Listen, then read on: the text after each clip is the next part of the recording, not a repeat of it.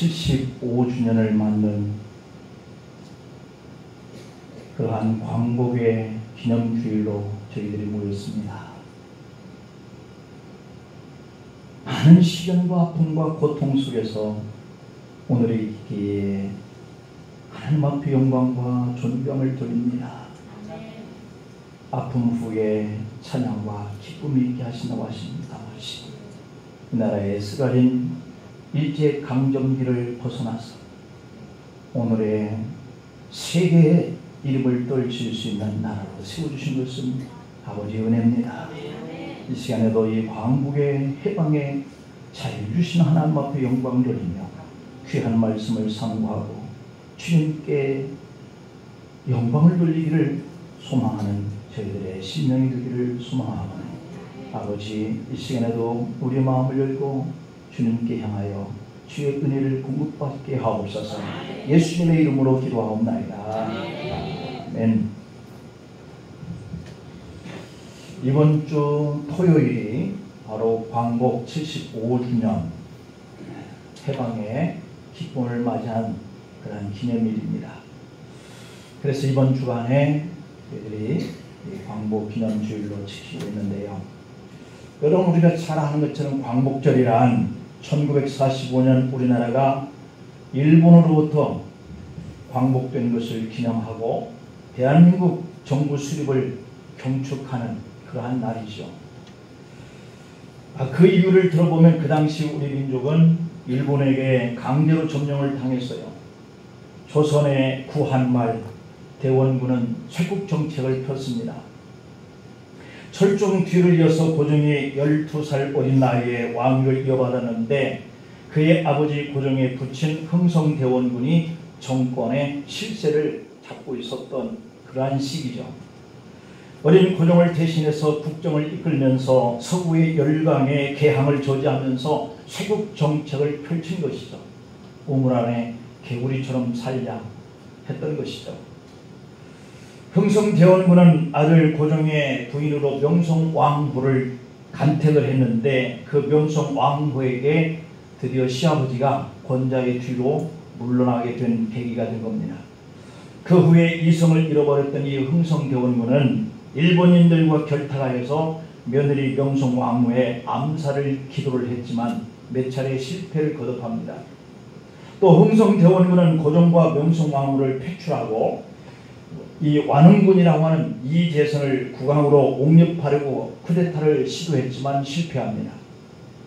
흥성대원군은 천주교에 대해서 무차별적인 핍박을 가해서 그때의 프랑스 선교사 9명을 비롯한 수천 명의 천주교인들을 학살을 하고 맙니다.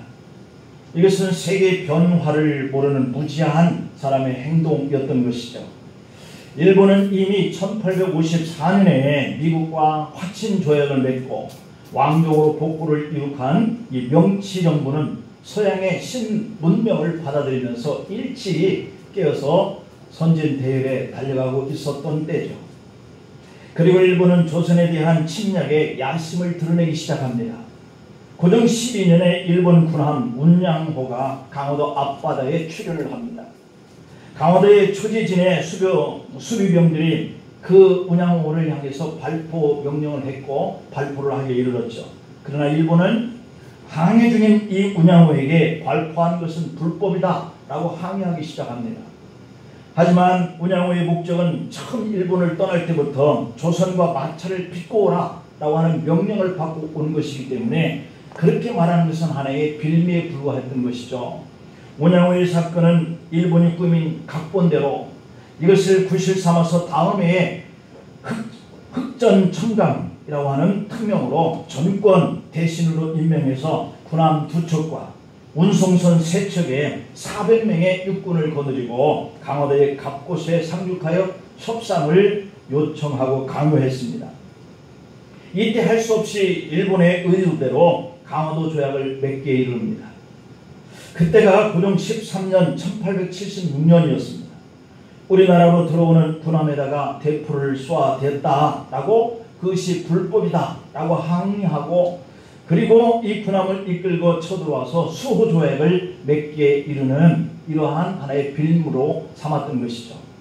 수호 조약은 모두 12개 조항으로 이루어졌는데 그 중에 가장 중요한 내용이 조선이 자주 국가다, 일본과 평등한 권리를 가진다 라고 이렇게 우리를 올려놓고, 부산과 그 밖에 2개 항구를 개방해서 일본이 조선의 해안을 침략할 수 있게 허락하는 것과, 개항하는 항구에는 일본인들이 들어와 거주할 수 있게 한다라고 하는 내용이었어요. 지금도 일본은 강화도 조약은 조선을 자주 국가로 규정하는 그러한 조약이었지 침략의 의도가 없었던 조약이다, 이렇게 발뺌을 하고 있죠. 그러니 그 조약의 진짜 목적이라고 하는 것은 이 청나라가 우리 조선에 들어와서 지켜준다라고 하는 어떤 그러한 이 종주국, 이것을 인정하지 못하게 하는 그러한 일본의 그러한 조약이었어요. 그러니까 청의 간섭 없이 조선을 침략할 수 있는 그 길을 청나라는 몰아내고, 이제는 조선이 자주 국가가 되었으니 그들은 떠나게 하고 하는 이러한 조약을 통해서 그들은 치외 법권이라고 하는 조약을 만들어버린 것이죠. 쇄국정책의 흐름으로 우리가 세계 정세를 알지 못했던 조선 그 당시, 일본에게 속아서 일본인의 치외 법권을 인정하고 많은 이런 조약을 세우게 된 것이죠. 여러분, 이 치외 법권이라고 하는 것은 이 면죄부와 같은 것이에요. 다시 말하면 우리나라에 들어온 외국인들이 체류를 하는 동안에 우리 한국의 법을 받지 않고 규칙을 따르지 않아도 되는 법, 이것이 바로 치외 법권이라고 하는 거거든요. 다른 나라의 영토 안에 있으면서도 그 나라의 국내법에 적용을 받지 않아도 되는 이런 조약을 일본이 조선과 맺은 것이에요. 우리가 국치일, 즉 나라의 수치일이라고 하는 이 1910년 8월 22일에 매국노 총리 이완용과 일본은 합병안을 꾸몄고, 조선의 애국단체들을 다 해산시키고, 그리고 우국지사들을 다 잡아들여서 감금하고, 1910년 8월 29일에 순종으로 하여금 이 일을 반포하게 이렇게 뒤에서 조정을 한 것이죠. 한일 합방이라고 하면 나라가 합쳐졌다라고 하는 그런 말인데, 일제 입장 속에서 보면 일방적으로 밀어붙인 그러한 명칭에 불과한 것이죠. 이것이 바로 경술국치, 나라가 일본에게 먹힌 치욕스러운 부끄러운 날 1910년 8월 29일에 일어난 일입니다. 이렇게 일본은 한국을 자신들의 식민지로 만들기 시작하였습니다. 한국의 통감부 대신에 총독부를 설치합니다. 총독부의 일은 입법권, 행정권, 그리고 사법권, 이 군대 통수권까지 다 일본이 잡고 자신들이 마음에 원하는 대로 행사를 했던 것이죠. 그렇게 일제의 강제 점령은 만 35년, 해수로 36년간 이어지다가 드디어 1945년 8월 15일 해방을 맞이했고 올해 75도를 맞이한 것이죠. 일제로부터의 민족 해방에 대한 강렬한 그러한 소망을 격정적이며 직설적으로 노래한 그날이 오면이라고 하는 시가 한 편이 있는데 제가 낭독을 해봅니다. 제목, 그날이 오면.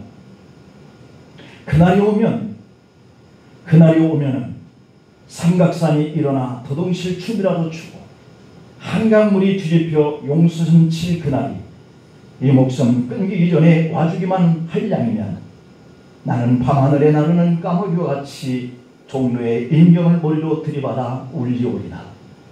두개골은 깨어져 산산조각이 나더라도 기뻐서 죽게 싸우며 오히려 무슨 한이 남으리까. 그날이 와서, 오 그날이 와서 육조함 넓은 길을 울며 뛰며 뒹굴어도 그래도 넘치는 기쁨에 가슴이 이어질 듯 하거든 잘 드는 칼로 이 몸에 가죽이라도 벗겨서 커다란 북을 만들어 들쳐매고는 여러분의 행렬에 앞장을 서오리다. 우렁찬 그 소리를 한 번이라도 듣기만 하면 그 자리에 거꾸로져도 눈을 감겠소리다. 라고 시를 쓴 분이 심훈이라고 하는 분인데 상록수 소설로도 잘 알려진 그러한 분의 시입니다. 그러나 이 심훈이라고 하는 시인은 조국의 해방을 보지 못하고 1936년 35세의 젊은 나이로 세상을 등지고 말았습니다. 해방의 기쁨을 누릴 수 있었다면 자신의 모든 것을 희생할 수 있다고 하는 이 시어의 속에는 어두운 시민지로 살아가는 우리 조선인의, 우리 대한민국인의 뼈아픈 심정이 얼마나 큰 것이었는가를 실감하게 하는 그런 외침이죠. 여러분, 우리나라의 반만년 역사 가운데에 자유와 주권을 빼앗겼던 일제의 이 36년 기간은 가장 불행했던 시기였다라고 말할 수 있습니다. 일본은 국모인 명성황후를 칼로 베어 죽이고 왕을 폐위시킨 후에 일본 천황에게 충성을 맹세시켰습니다.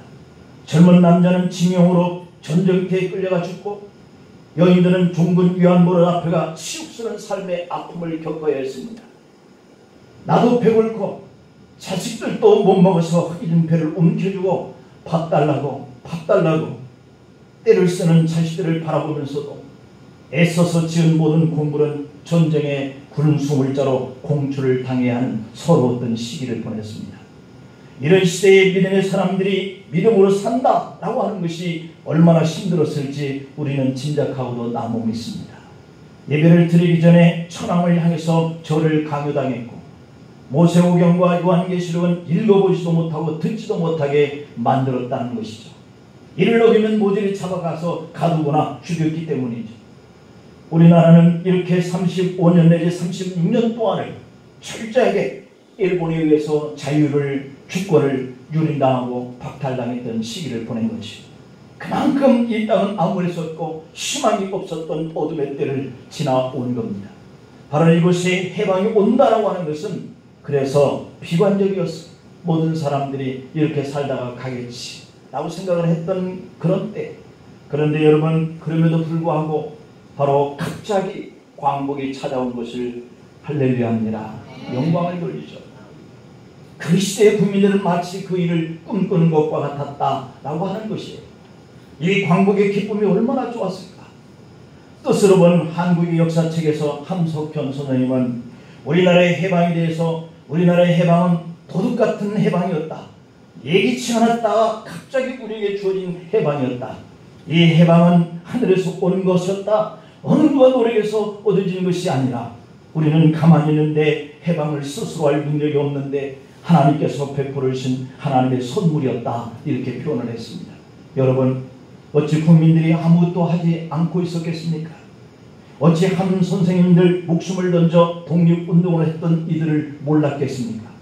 그럼에도 불구하고 갑자기 맞은 광복이었기에 그렇게 기뻐서 도저히 일어날 것 같지 않은 그러한 민족의 광복이었기에 그는 하나님의 은혜가 아니고는 설명할 길이 없었다라고 고백을 했던 것이죠. 그렇듯이 오늘 본문 시편 126편의 배경도 이스라엘 백성들이 겪은 그러한 광복의 기쁨을 노래한 시입니다.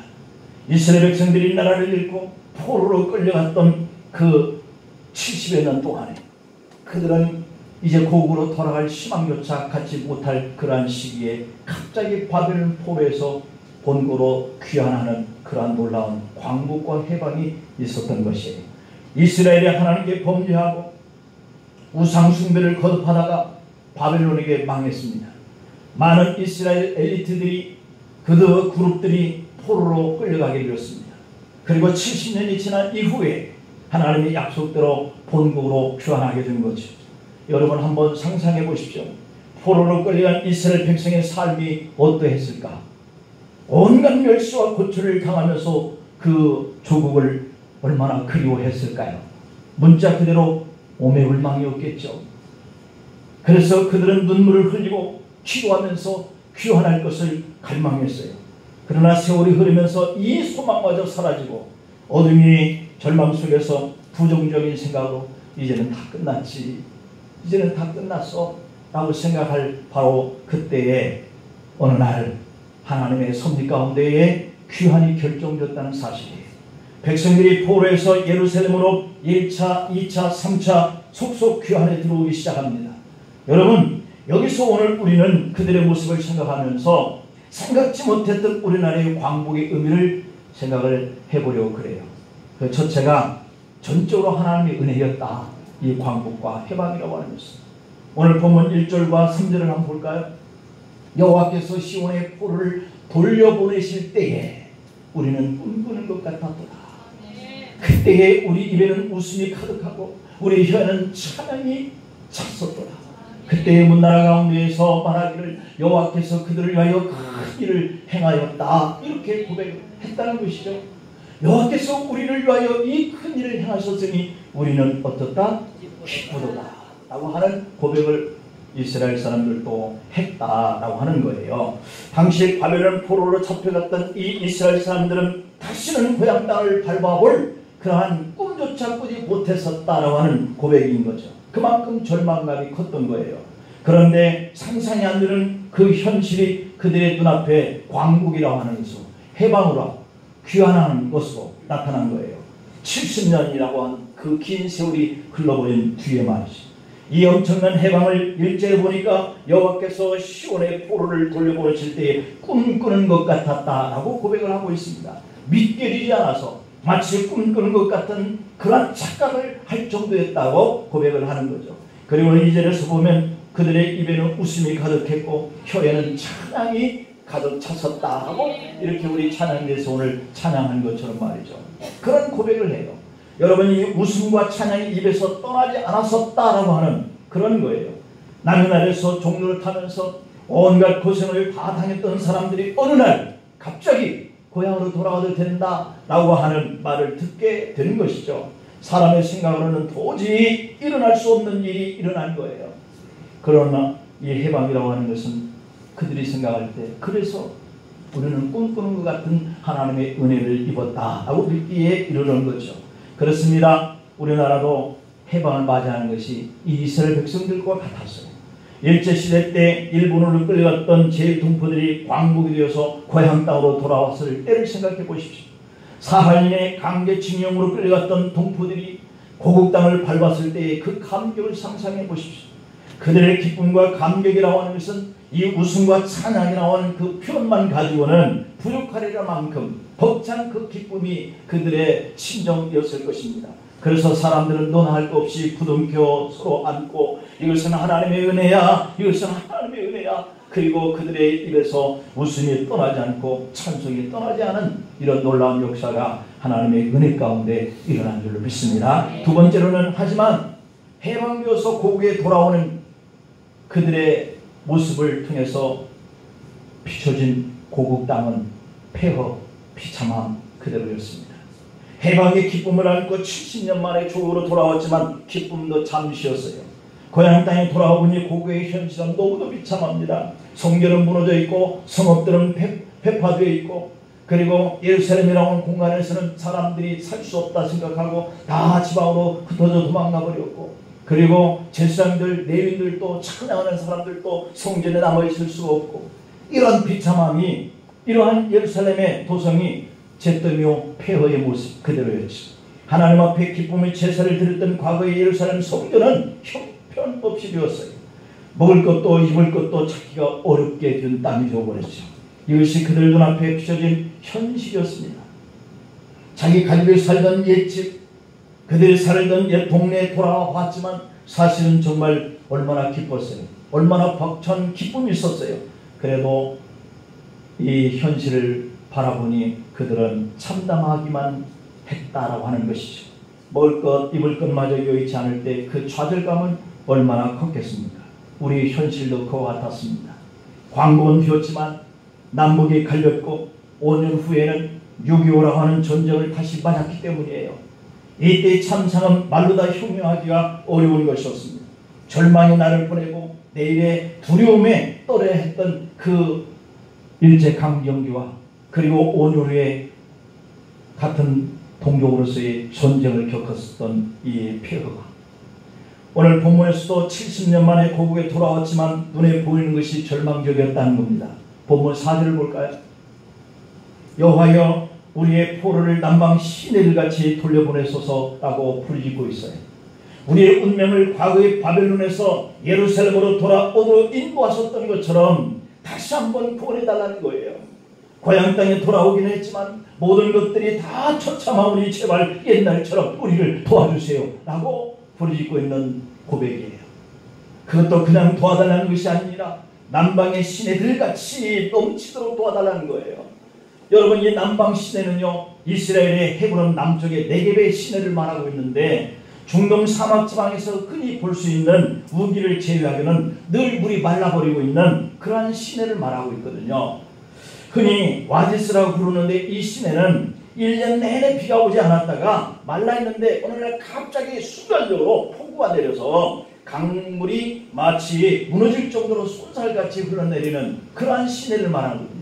평소에는 물이 없는데 갑자기 내리는 그 소나기, 그 우기로 인해서 그 없던 그 길이 강물이 되어져서 흘러내리는 이러한 것을 의미하고 있는 그러한 시내예요. 그러므로 이 시편 기자는 남방 시내를 같이 우리를 돌려달라라고 하는 이 말은 옛날 바벨론으로부터 예루살렘 돌아오게 해 주셨던 것처럼, 혹은 전혀 예측할 수 없는 찰나와 같이 쏜살같이 마치 강둑이 폭우로 무너져서 쏜살같이 흘러내리는 그 물줄기의 속도처럼 넘치도록 우리에게 이렇게 풍성하게 구원해달라라고 하는 고백인 거죠.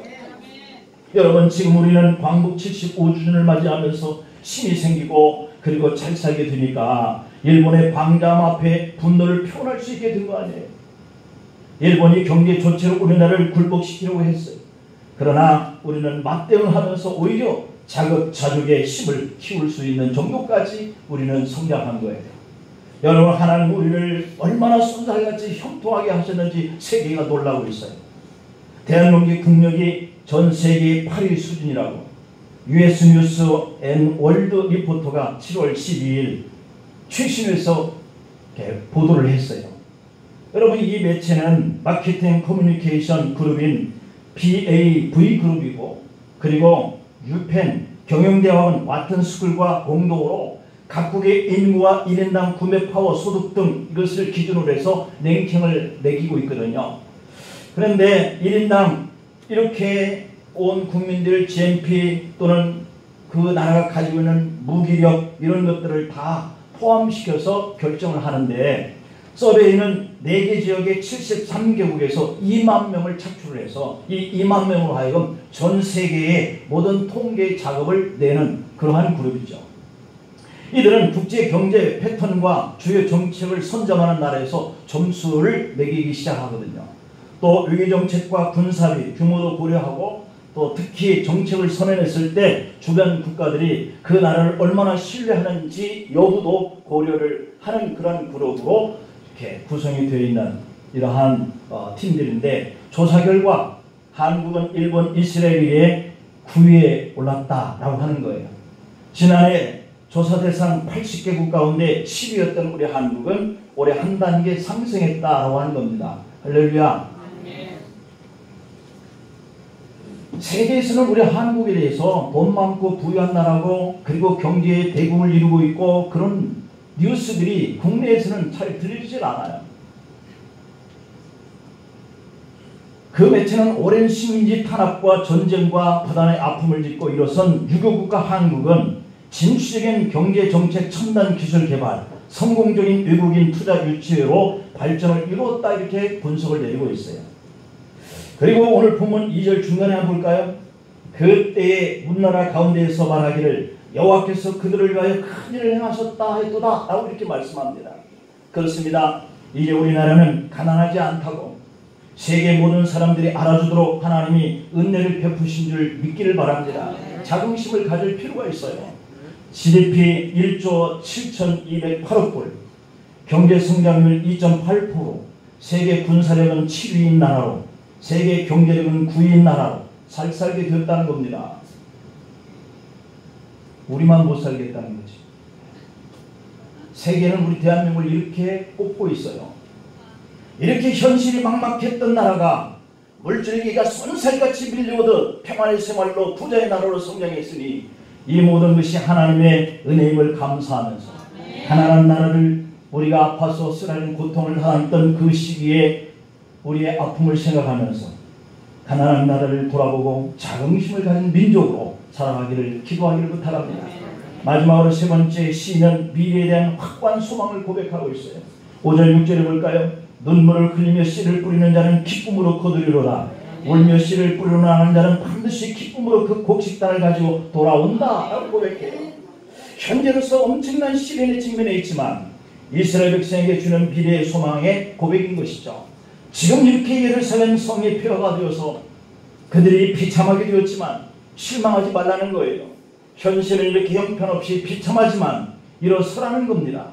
그리고 계속해서 씨앗을 뿌리고 꿈을 가꾸라고 격려를 하고 있어요. 생각해보면 35, 6년의 세월 속에서 일본에게 억압된 현장에서 8.16 해방을 위해서 꿈을 가지고 수고한 사람들이, 생명을 던진 사람들이 얼마나 많았겠습니까? 얼마나 많은 분들이 피와 눈물의 기도를 흘렸겠습니까? 해방은 하나님의 섭리 가운데 은혜를 받았습니다. 하지만 아직 고통의 환경은 바뀌지 않았어요. 그럼에도 불구하고 이 나라가 하나님의 은혜 가운데 해방이 되고 축복이 된 지 75년 만에 미래가 풍족하게 될 것이고 소망을 가지고 씨를 뿌리면서 살 수 있는 나라가 되었다고 하는 것이에요. 오늘 우리 선조들은 폐허 속에서 반드시 기쁨으로 이 곡식단을 가지고 돌아오리라고 하는 이 미래를 향해서 씨를 심었어요. 이제 우리나라가 이렇게 씨를 거두고 있지 않습니까?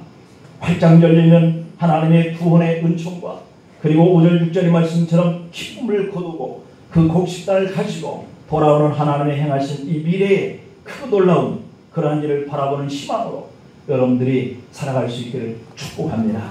기도하시겠습니다. 하나님 아버지,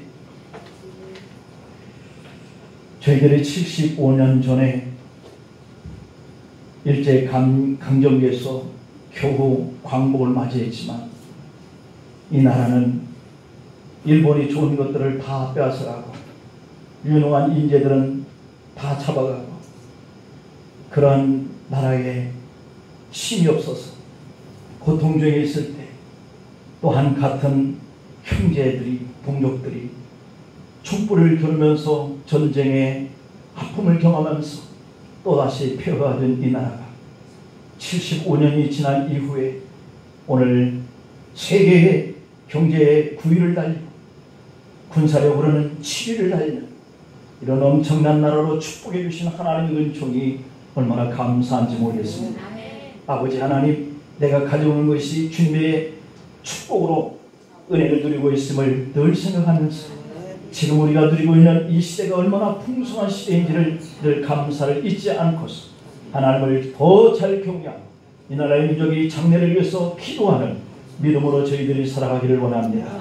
국가의 통치를 하는 자들에게 지혜를 주시고 협력하는 모든 유정자들과 정치하는 자들에게 하나님께서 더 놀라우신 이 국가와 이 민족을 위해서 헌신할 수 있도록 축복하여 주시고 이 나라를 수호하는 군인들 또는 이 나라를 위해서 수고하는 공무원들 또한 이 나라를 위해서 이렇게 일하는 의료진들 그리고 이 어려움 속에서 어떻게 시든지 이 나라를 잘 되게 하기 위해서 수고하는 경제인들과 근로자들 그리고 이제 이 민족 이 다음 세대를 이어갈 어린이들, 청년들, 젊은이들에게 꿈과 희망을 안겨서 이 나라 민족에 태어난 것을 큰 복으로 알고 희망을 잃지 아니하고 달려갈 길을 달려가게 하여 주시고 이렇게 축복하신 하나님의 은혜를 기억하면서 온 백성들이 하나님 앞에 두려운 마음을 가지고 나오게 하시고 하나님이 역사하시는 것을 바라보면서 주님을 믿게 하여 주시옵소서. 한국에 소속되어 있는 모든 교회들과 온 세계에 퍼지는 교회들을 그 뿌리를 깊이 세우고 든든하게 하시고 주의 종들과 하나님의 성도들이 합심하여서 하나님이 축복하시는 나라로 세워져 가기를 간절히 소망하는 기도가 끊이지 아니하도록 축복해 주옵소서. 예수님의 이름으로 기도하옵나이다.